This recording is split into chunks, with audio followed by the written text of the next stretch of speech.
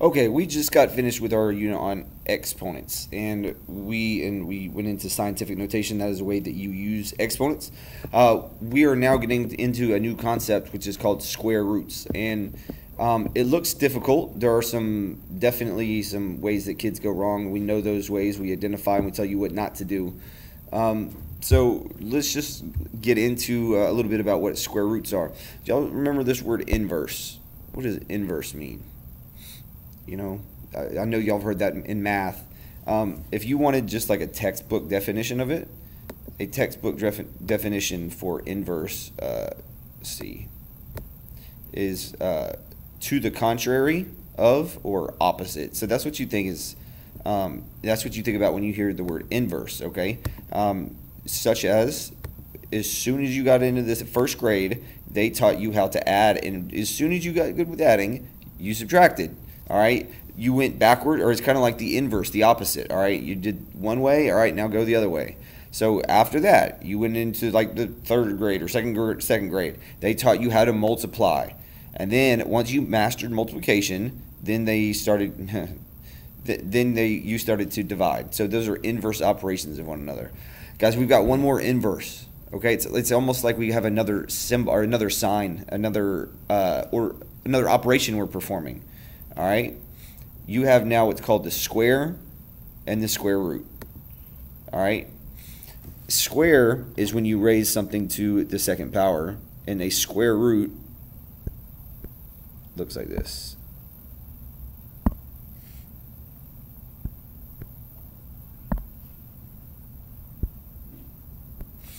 This is what we call a radicand, or a radical. These are just going to be some of your terms to understand. All right, let me make this a little bit pretty. This is what we call the radical symbol. All right, I don't know why it's called that. It's just called a radical symbol. It's not a division sign. This does not mean divide by 2. If you said the square root of, and there was a number under here, there was 100, you do not divide it by 2 and get 50.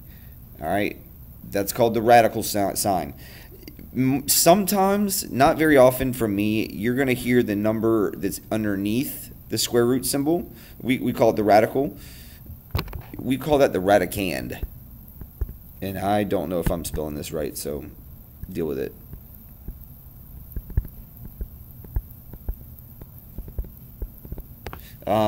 Radicand with a D. Or maybe it's not a D, maybe it's radicand.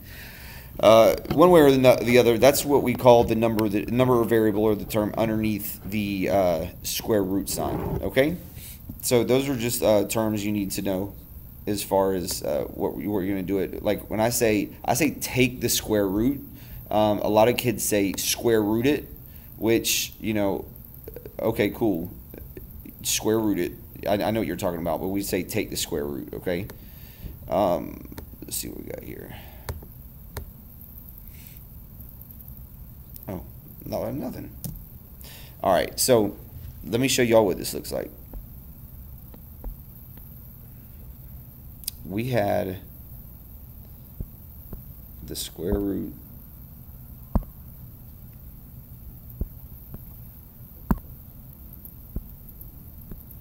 of 36. What this is saying, this is asking you a question. Whenever you see that symbol, it's like add, subtract, multiply, or divide. You know, like now that y'all see a number and then a little symbol that looks like this, and then you see another number, you instinctively know what to do right there. You know to put them together. When you see this symbol right here, you say, "Uh-oh, I got some work. I got another operation that I'm doing." I am asking myself which number multiplied by itself, which number squared. So I don't really like saying multiplied. I like saying which number squared would give me 36, because it's the inverse operation of one another. Which 6 times 6. So the square root of 36, when you write your answer, would just be 6. All right, and we'll add some more stuff onto it in a little bit. Listen to the words that are coming out of my mouth. If you have learned nothing today, I don't know where you are or what you're doing, but if you have learned nothing else today, my friend, please listen to what I'm about to say here. because one of the whole reasons we're doing this is when we start getting into applications of this sort of stuff. Let's take a number, let's call it, I don't know, X. Well, let's take G. You have G, and you square it and take the square root. What's the square root of G squared? Let me ask you this. If you have $10 and then you add 5 and then subtract 5, how much do you have left? $10. That canceled out, it goes away. If you have $10 and you multiply by 2 and divide by 2, how much money do you have left? $10. Those are inverse operations, they cancel each other out. When you are taking the square root of a number or variable, anything that is being squared, those cancel each other out. It's like they go like this. Those go away. It's like adding 5, subtracting 5. You get just G. All right, so let's look at some different ways that can be manifested.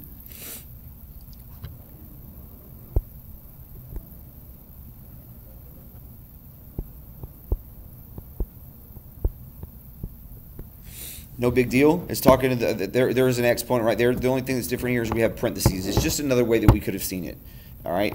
So you have the square root of 25 squared. That is just which number multiplied by itself gives you 25. You get 5. All right.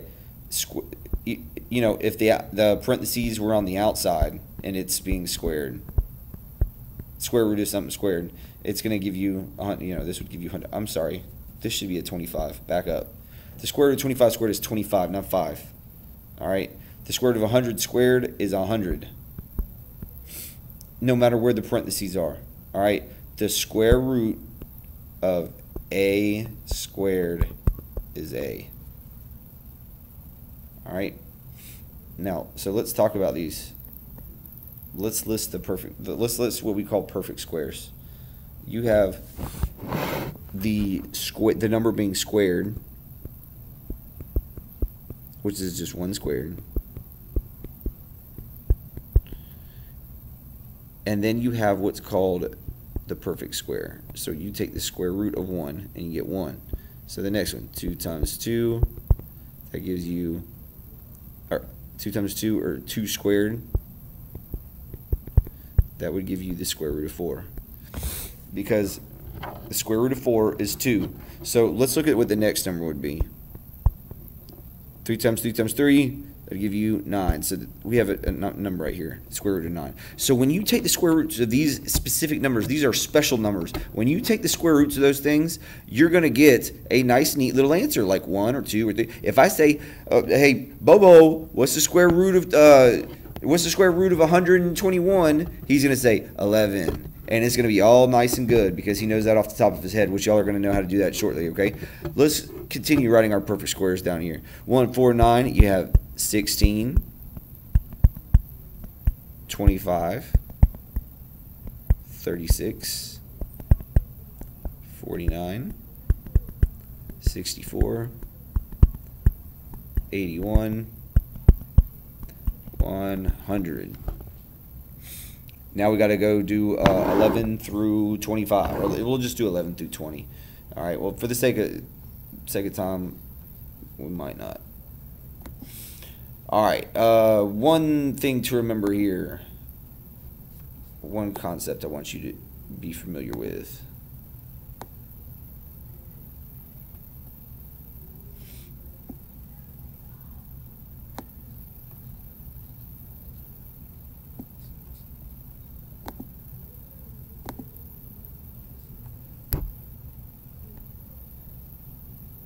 Okay. One of the properties, if you take the square root of a over b, that's the same thing as saying the square root of a divided by the square root of b. For example, if I said the square root of 81 over 100, I take the square root of 81, I take the square root of 100, and then the square root of 81. Which number multiplied by itself gives you 81? We're not dividing anything by 2. We're saying which number squared gives me 81. We're going backwards now.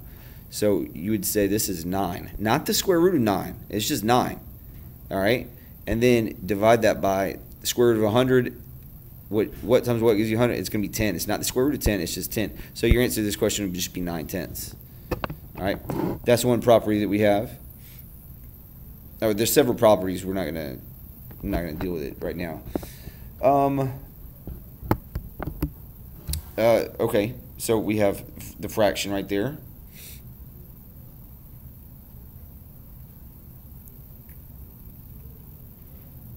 Okay. So we just had all these numbers up here.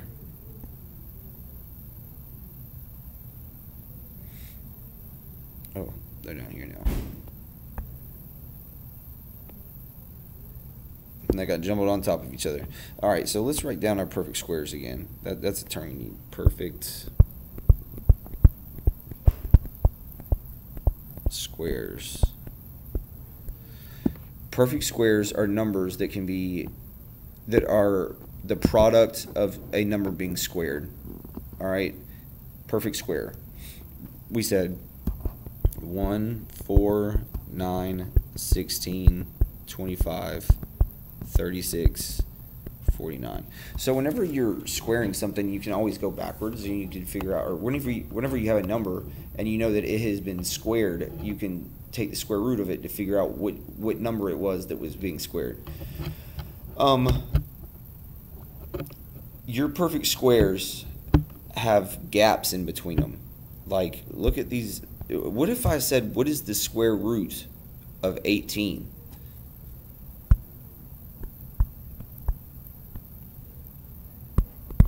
Which number multiplied by itself gives you 18? If you say 9, I'm going to throw up. No, 9 times 9 is not 18. You don't just divide by 2. You're saying which number multiplied by itself gives you 18. And then here's where the little children say, oh, there's not one. Well, yeah, there is.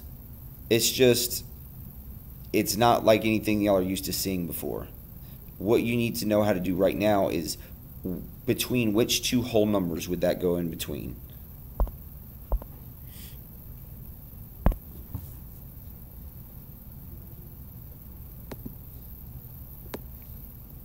So we have the square root of 18.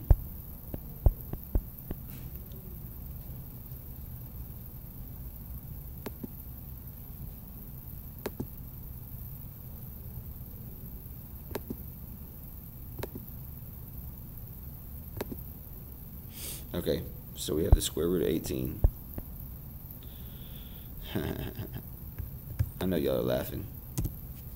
Come back now. When you put that into a calculator, let's see if my calculator will pull up here. Show you what this looks like. How you would take the square root on a calculator is you would hit, all of them are going to be different. But this one, we're looking at the square root of 18. So we got to figure out where the radical sign is. So you're going to say 18, and then you're going to hit the radical sign. Sometimes you might hit the radical sign and then put in the 18, but we're going to hit 18 and the radical sign is 4.2426406871192851. Whoa. That is a number that goes on and on forever, and it's never going to repeat. It's like a crazy number to us. We're going to talk a little bit more about that. What you need to know how to do is, where does this go on a number line? Like, it is a number on a number line. It's just, it's hard for us to conceptualize. So here we had a number line. Which two perfect squares is 18 in between? 18 is in between, all right, let's see our perfect squares. 1, 4, 9, 16, 25, 36, 49. So 1 times 1, 2 times 2, 3 times 3, 4 times 4, 5 times 5, 6 times 6, 7 times 7. Yeah, 18 is somewhere in between the 16 and the 25. So that is going to be in the square root of 16. Let me say that again. All these should have little square root symbols, little radicals. The square root of 18 is in between the square root of 16 and the square root of 25. So the square root of 16, let's say it's right here, and the square root of 25 is right here. It is in between the whole numbers 4 and 5. All right, so if it says between which two whole numbers is it? It's between 4 and 5. Go on to the next video that says practice with square roots, and get that done. Pause it, write the questions down, get it done. I believe in you.